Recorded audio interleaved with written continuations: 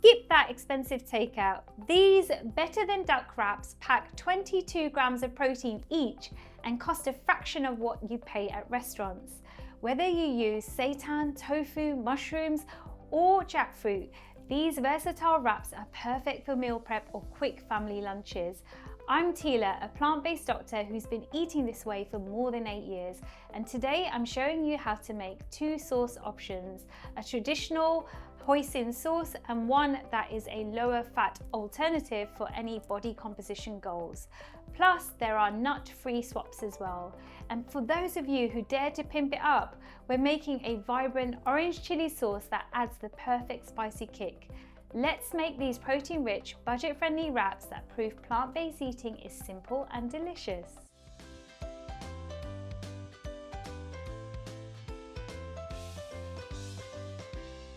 So let's get going with the wrap filling. So today I'm using seitan. I'm using 2 blocks of tofu seitan, which comes ready packed. I bought it from Tesco. You can get it in Waitrose as well if you're in the UK. If you can't get seitan or are gluten-free or have celiac disease, then instead you can use mushrooms, for example. And if you want to keep it high in protein as well, you can use tofu. Just make sure it's pressed properly.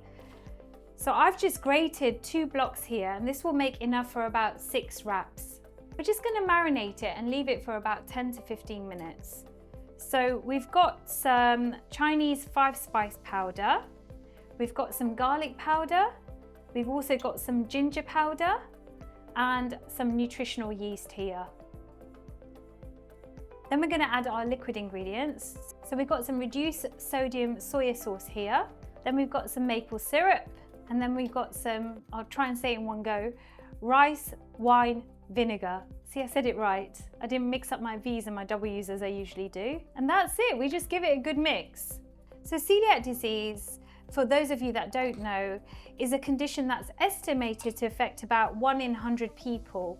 And it's a condition where you react to gluten, which is a protein in such foods as wheat and barley. And what happens is, if you've got celiac disease and you ingest something with gluten in it, then it causes a reaction in your body. There's some inflammation that happens. Your body reacts to its own gut lining, and that can obviously cause issues with digestion.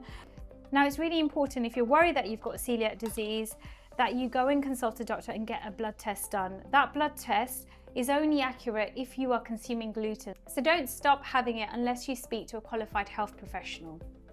But you can get gluten-free soy sauce that's called tamari that you can use. Now, often people say that they don't have celiac disease, they've had the blood test, but they feel that they're sensitive to gluten. Often it can be actually the sugar inside normal bread.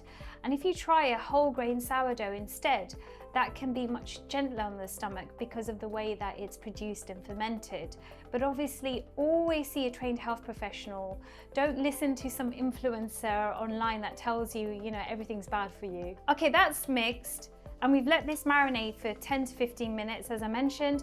Let's start cooking now.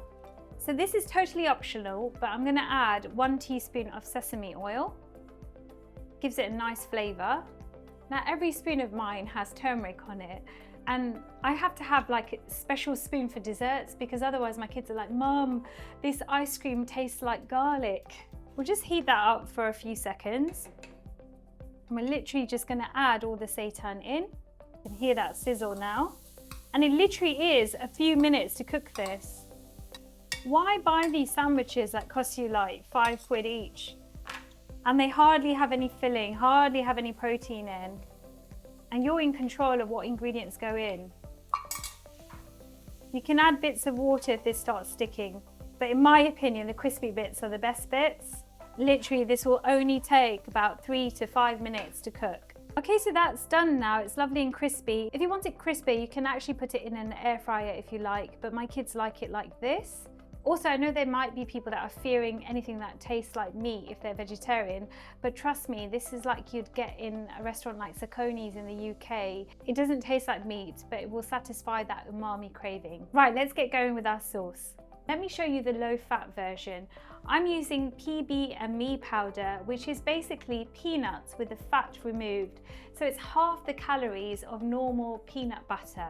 However, if you can't get this, and I understand that it can be quite expensive, then just use normal peanut butter. And it's always better to actually use the peanut butter for kids because they require more healthy fats. Also, if you want a nut-free version, in case you're taking it to a nut-free school or someone has an allergy, then you can actually use tahini instead.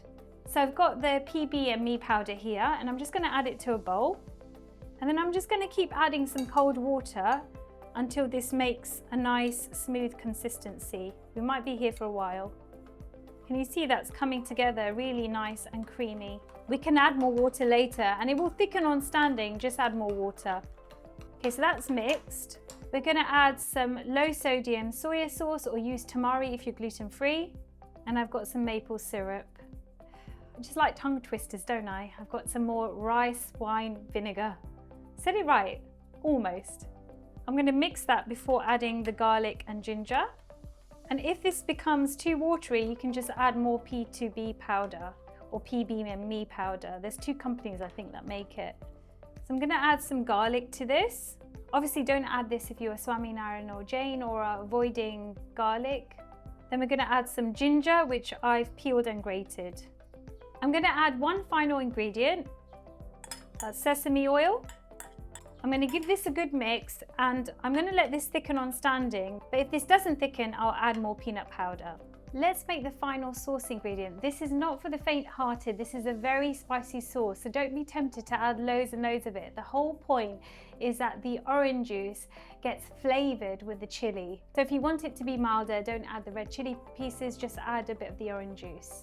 So we've got the juice of one orange here, we've got the zest of one orange, and this will keep in the fridge for quite a while.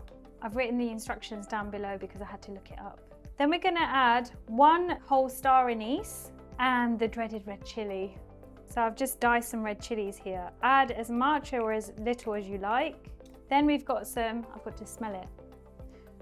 Then I've got some rice wine vinegar. I knew I'd say it wrong at some point.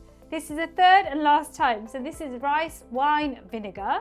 And then we've got some maple syrup here. Lots of washing up for my mum to do later. I'm joking, she's not here, she's out somewhere, I don't know, gallivanting about. And then we're going to put a tiny bit of salt. You don't have to add this, this is optional, but it will help to pickle the red chilies. And we give that a good mix. Right, let's assemble.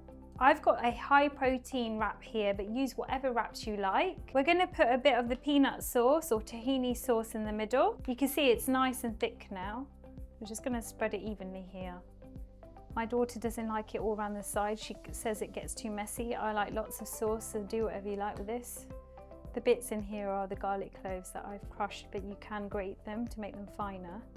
You will like this. This tastes something like you get in a restaurant like Sacconi's. So it has lovely flavours. Now add it if you dare. I'm going to add a little bit of chilli sauce. I'm going to add one without it as well, but this has been marinated, so I'm just going to add just the orange. There's some seeds in there, so you can de-seed them as well. Then I'm going to add some carrot strips, and we're just going to display them in the middle. You can grate it if you like. Put whatever veg you like. It can be peppers, whatever you like. How many times can I say like? Right, we're going to add some carrots. Or we're going to add some cucumber. There we go. And for a final flourish, you can add some spring onions, and I'm going to add some sesame seeds. These are totally optional. Get them all over the countertop, just because I like mess. And then we'll roll this. We're just going to roll one side, then roll another. And there we go. I might have overfilled this. There you go, that's our wrap. And I'm going to cut this in half and we're going to make another one. And as I always say, there you have it. My better than duck wraps that are versatile, affordable, and absolutely delicious. These wraps prove that plant-based cooking doesn't have to be complicated or expensive to be satisfying.